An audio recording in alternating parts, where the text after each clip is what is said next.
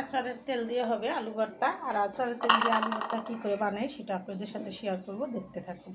এখানে নিয়েছি বগুড়ার যে লাল লাল আলুটা, সেই আলুটা এটা দিয়ে ভর্তাটা করব।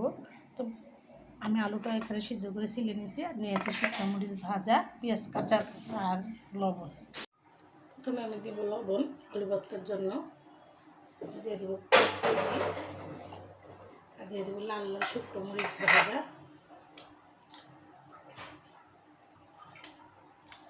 খুব মুচমুচে করে শুকনো মরিচ ভাজা নিয়ে আলু ভর্তা করলে কিন্তু অসাধারণ স্বাদ হয়।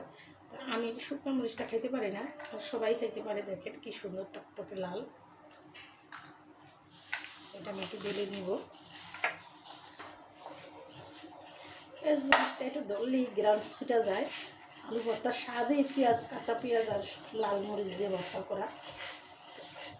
আমি এটা ভালো করে একটু কষলিয়ে নেব।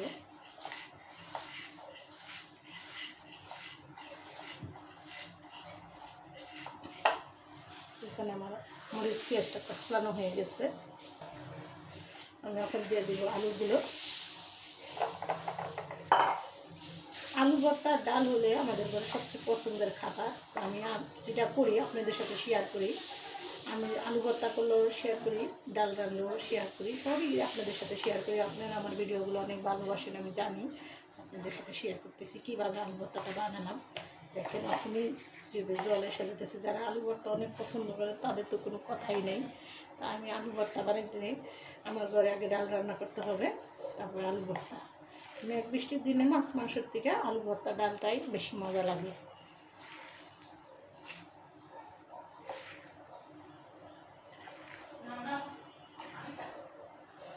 আলু ভর্তাটা হাতে এরকম করে কষলিয়ে ভর্তাটা করলে অনেক স্বাদ লাগে।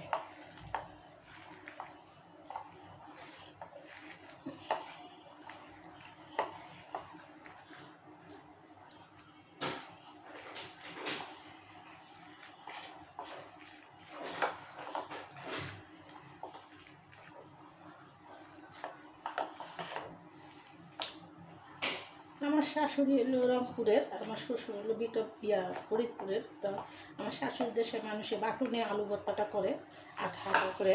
আর আলুটা যখন ঠান্ডা হয়ে যায় এমনি আঠা আঠা হয়ে যায় ভর্তাটা। তো আমি ওখানে একটু তেল দিয়ে দিব। তো দিয়ে দিব এখানে আচারের তেল। আর আচারের তেল এমনি খেতে ভালো লাগে। তো আমি সরিষার তেলটা একটু বেশি করে আমের আচারের মধ্যে দিয়ে আর সাথে আছে বোম্বাই মরিচের তেল। তো কোনো কথাই নেই।